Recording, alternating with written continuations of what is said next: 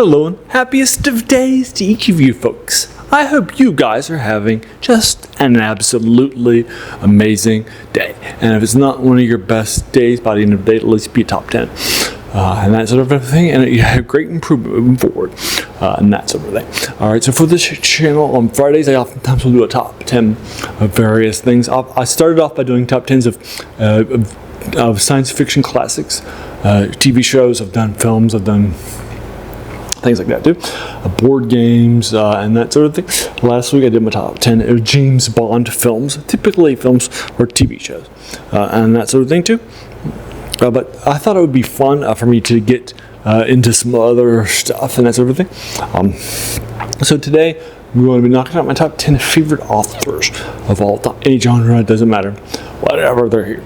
And that makes sense. All right, for you folks, let's get started.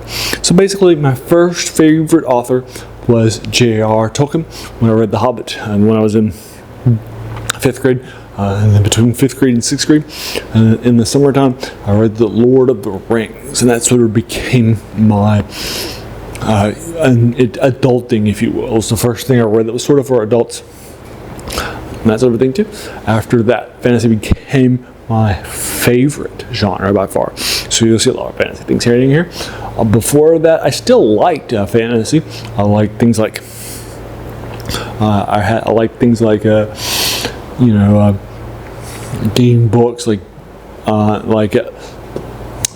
The Dragon's Den, that sort of thing too, from Choose Your Adventure series and that sort of thing too. So you can check. So you can definitely see that, but this was sort of my adult thing. After that, I would go to Anne McCaffrey's young adult a Dragon Song series, Dragon Song, Dragon Sing, Dragon Drums. Then I would go to Fred Saberhagen's The Complete Book of Swords. But yeah, he became my favorite author. Then I started reading of stuff that was as it was published in the fantasy field. I was playing Dungeons and Dragons too.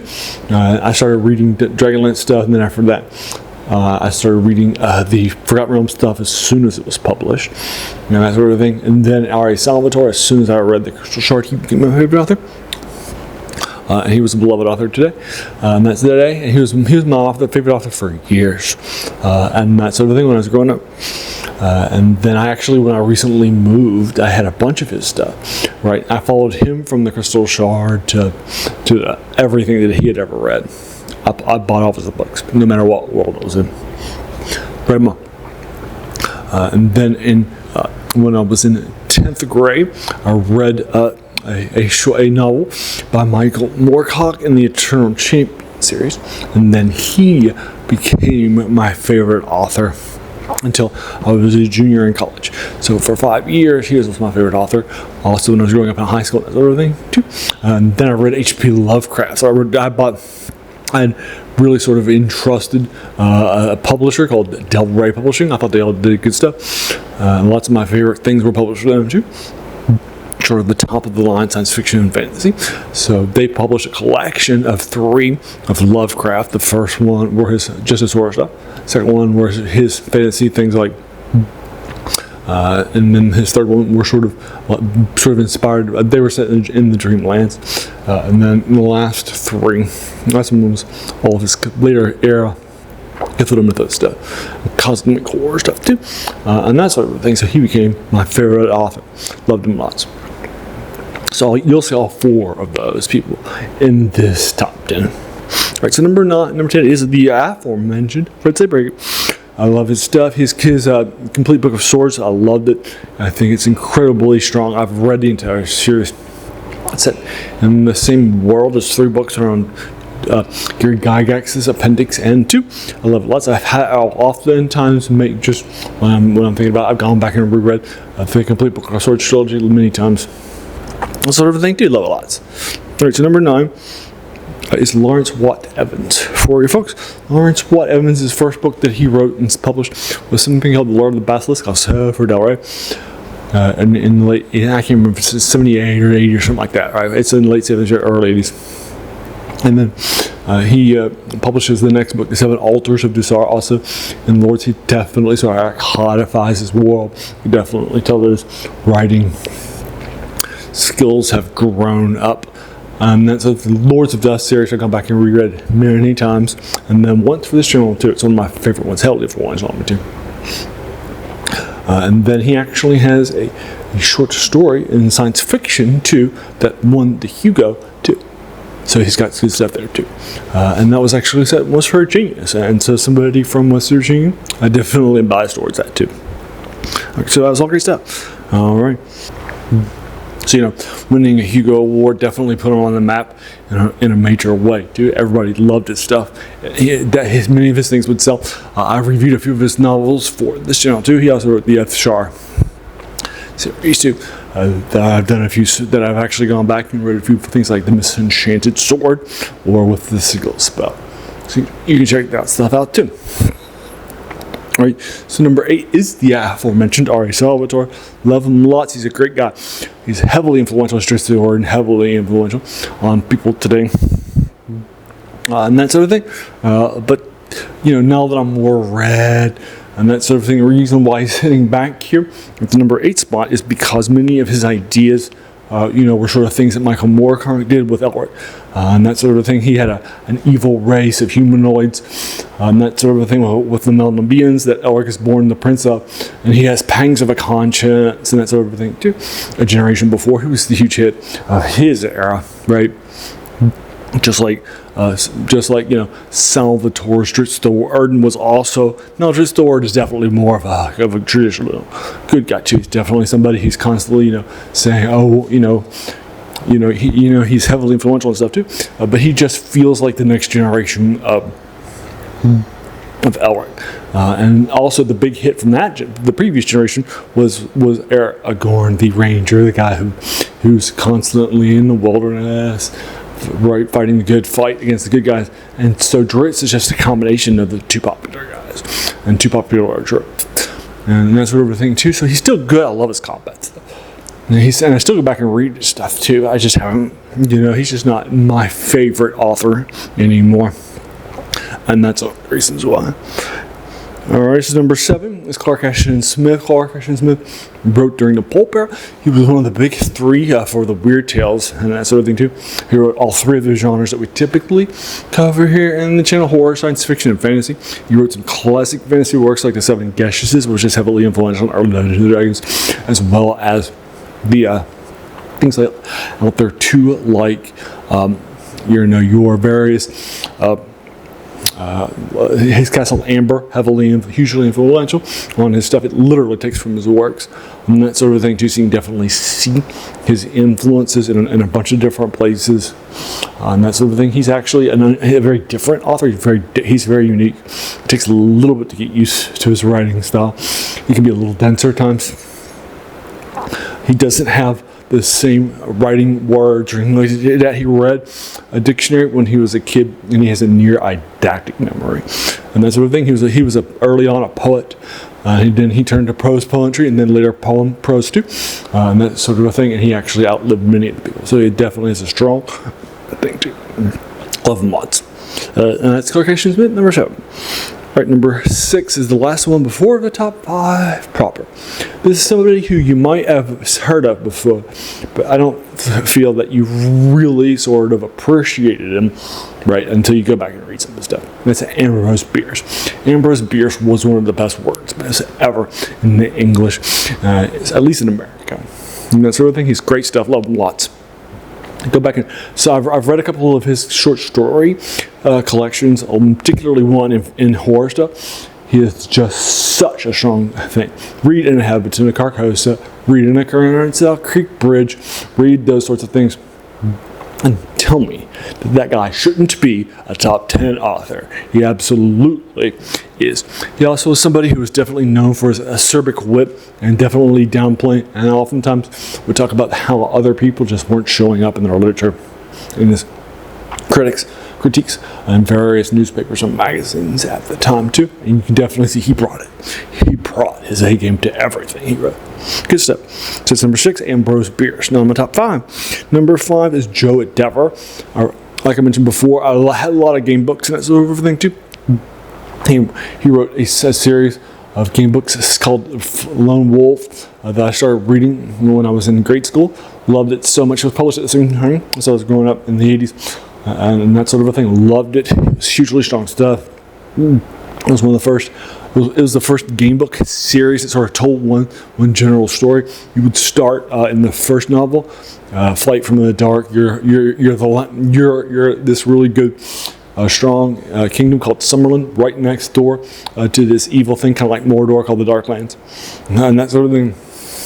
And then after that, in like the intro, all the good guys and the guys, the sort of defenders for the people against the bad guys have all been killed in this surprise attack, and now they have launched an entire attack against you guys. So you got to go tell the king that. Then you find out then once you've told the king in the second book, Fire on the Water, the capital is being besieged by people, and it tells you we only got 40 days to survive. So you got to go and get this magical artifact called the Summer Sword from a couple of kingdoms over, a friendly nation, and bring it back in 40 days, or else this city, our capital, and our country is going to be gone. And that sort of thing too. So you have this ongoing plot and that sort of thing too. Also, everything in his is a sort of his own creation. He doesn't have orcs. He doesn't have elves, right? And that sort of thing. He doesn't have, liches as undead, right? He certainly has those, but they're all his own creations. I love that too. Love them lots. All right, so that's number 5, Joe Dever. I've read tons of his novels. I've also reviewed, they're all game books, sure, but I've also reviewed tons of them for this channel too. All right, number 4. Number 4 is Robert E. Howard, another one of the big 3 along with Clark from Weird Tales in the pulp era. He wrote tons of stuff. He wrote boxing stuff, Conan stuff, sword and sorcery stuff. Love him lots. He definitely popularized sword and sorcery. Conan has definitely stood the test of time. I also think he's one of the key pre-Tolkienian guys too. Go out there and read all his stuff. I think you'll enjoy it lots for variety of reasons. His central sort of a dichotomy, if you will, his good versus his evil isn't good versus evil like Tolkien that sort of codified them, or law versus chaos either, but instead it's the sort of the decadent of civilizations against the noble savages, right? And Conan is definitely a noble savage. I love it lots. Right. So now my top 3. Number 3 is going to be probably no surprise to anybody that he's making my top 3, but hitting number 3 is probably going to be a bit of a surprise, and that's Tolkien. Tolkien, love him much. Great stuff, great guy. That sort of thing. I've read all of his things, love him so much. I've even read a bunch of things for his show, like the Silmarillion, and that sort of thing too, that for this channel, and read them too that I've actually really liked as well, from the Tom Bombadil poems, to all the various things that are out there too.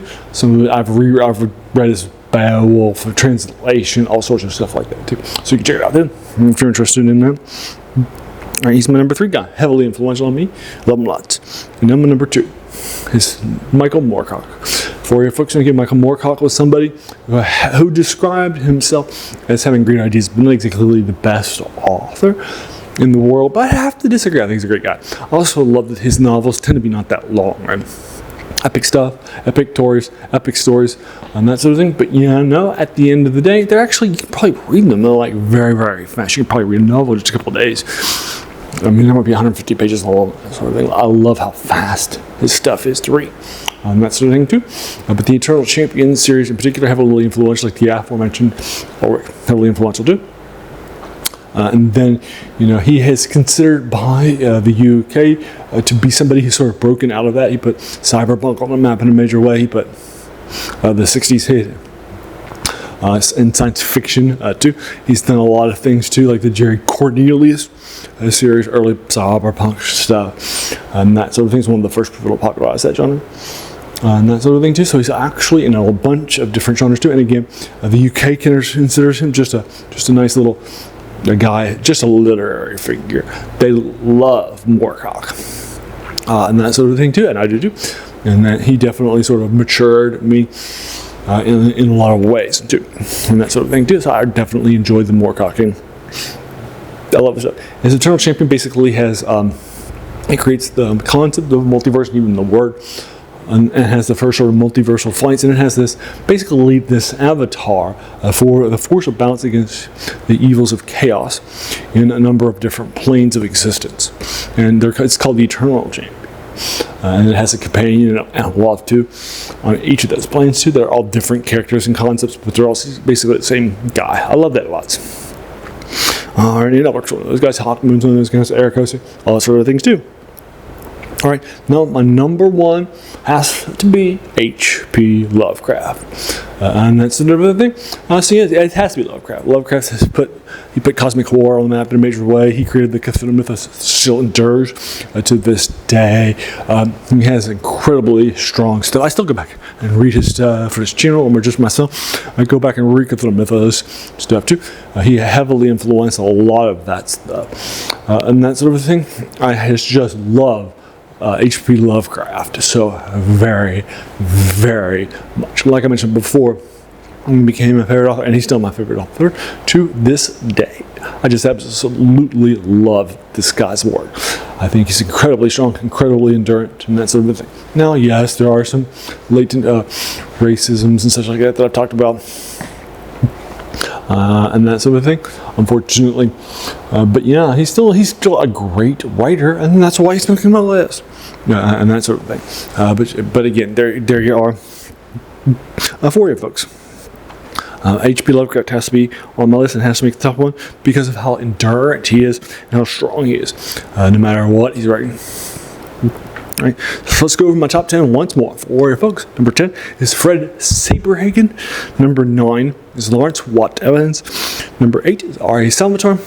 Number 7 is Clark Ashton Smith. Number 6 is Ambrose Bierce. Number 5 is Joe Dever. Number 4 is Robert E. Howard. Number 3 is j.r.r. Tolkien. Number 2 is Michael Moorcock. And number 1 is H.P. Lovecraft for you folks. Alrighty, so there you are. Have you read them? What did you think of their lists and so forth? What did you think of their body of work? Would you agree or disagree with them making a top 10 list like this? What are yours too? That's definitely important for me. And that sort of a thing. As a reminder, I'm not a trained literary person, right? And that sort of thing. I didn't go to literary critics. I didn't study English, none of that stuff, right? In college. And that sort of a thing. So that means I'm just a fan, right? So your opinion is going to be just as valid as mine is, right? So I'm definitely sort of interested in unpacking that for you, folks. Love that lots. So tomorrow I do something I call Serial Saturday for you folks, dedicated to sort of the unpacking the serials, genres, movie serials and TV serials that we might have forgotten about, like Doctor Who for TV serials. I've knocked out, reviewed those things, and so I'm just knocked out a short serial from 30s called Pirate Treasure. I also just did the 5 serials from j.r.r. too, so you can check all those reviews too. And then on Wednesday, the older video game reviews and that sort of thing. And so I just do for you folks my review of Fallout Tactics. I'm doing a full Fallout series from 2001. Next is Fallout 3. And then after that, I have next up on Monday, I do reviews of older reviews of older things like Dungeons and Dragons, RPGs, or war games like Battletech, older stuff too. Right now I'm doing the UK series. I just finished out UK 3, so next will be UK 4 too, so check that out too. And then the other 3 days a week I do reviews of older things that I read in the genres of the 3 genres we cover: fantasy, science fiction, and horror for you folks. All right, so there you go. And then if those 10 older things plus a couple of let's plays here and there too sound like your cup of tea, then great. Welcome to the channel and have a seat. I think you'll enjoy your time here quite a bit. And while you're here, why not go ahead and do all the YouTube stuff, like the subscribe button, the like button, the bell icon to be notified of those videos, and then share and watch. Basically just share and watch are the key ways to grow the channel for you folks. All right, and there you go. And if you and then as you can tell from all those older things a week, and even the name of the channel, that's the passion of it comes from, right? And that's the thing. That's a quote by a French philosopher, j.r.r., who said that the worst thing about them was that they kept us from reading the old ones, right? And there's definitely some old stuff we might have forgotten about, right? And our passion for the new novel, the new books, the new video games, the new movies, right? The new sensations. We've sort of forgotten that these things are standing on the shoulders of giants. So let's check out those giants. I think you'll enjoy it quite a bit. And that sort of thing. Also, it's not that the new things are bad. They're not. I have done some new things, but you get the idea. All right. So there we are. If you made it all the way to the end, I just want to thank you so very, very much for just taking some time out of your day and investing it and watching my videos, right? Because we all have so many things happening in our lives, and we're pulled so many different directions too, right? So the fact that you spent this time with me, that's incredibly humbling, and I appreciate that so very, very much. So thanks again, and have an amazing day.